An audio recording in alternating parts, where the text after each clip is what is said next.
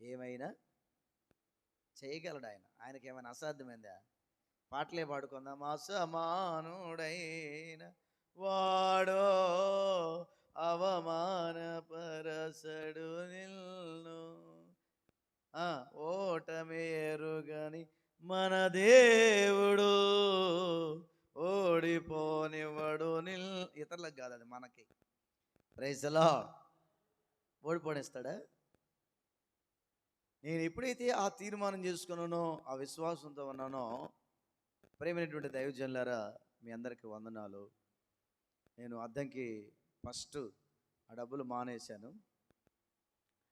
500 రూపాయలు ఆయిల్ పోసుకుంటాను, నా దగ్గర డబ్బులు లేవు. ఆయిల్ 2 పాయింట్లు ఉంది. నా దేవుడు అలాగే బండిని అద్దంకి తీసుకెళ్ళాడు. అది లోకస్తుడు నమ్మలేడు, మనం నమ్మాలి. అర్థమైందా? అక్కడి నుంచి మళ్ళీ ఇక్కడ రావడానికి అక్కడున్న ఒక వ్యక్తి 500 రూపాయలు కానుక పెట్టాడు. అదే నేను ఆ 500 కోసం ఇక్కడికి వెళ్ళినట్లయితే దేవుని పని భంగమయ్యేది. ఆ వచ్చే 500 కూడా రావు.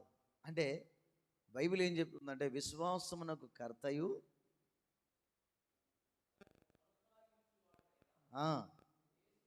ఆయన వైపు చూడాలి మనం. విశ్వాసమునకు కర్తయు దాన్ని కొనసాగించుడని యేసు వైపు మనం ఎప్పుడైతే చూస్తామో, మనల్ని సముద్రంలో ముంచి వేసే దేవుడు కాదు ఆయన.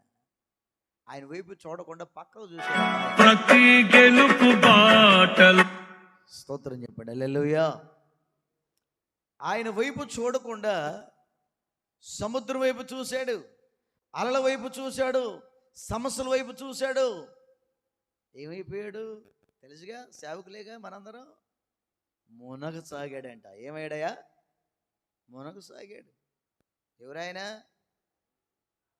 తెలుసు మనందరికి. మునిగిపోతున్నప్పుడు, అయ్యా నీకు ఏమైనా నేరం చేసేది మనం, నిందలు మోపేది ఆయన మీద. నా వైపు చూడు, ఆయన నేల మీద నడుస్తామని చెప్పాడు. ఆయన వైపు చూడకుండా ఎటు చూశాడు? దిక్కులు దిక్కులు చూశాడు.